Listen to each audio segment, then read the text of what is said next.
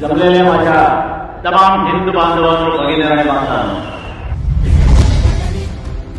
जो जगला मनी हिंदुत्वाची कास धरून जनकल्याण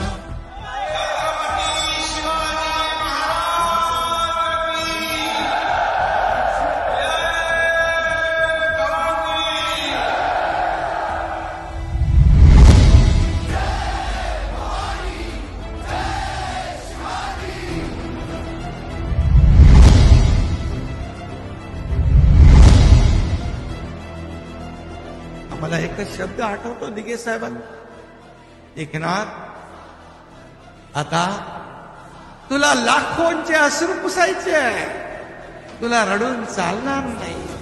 ते शब्द आजही माझ्या कानामध्ये आहेत, आजही माझ्या कानात आहेत.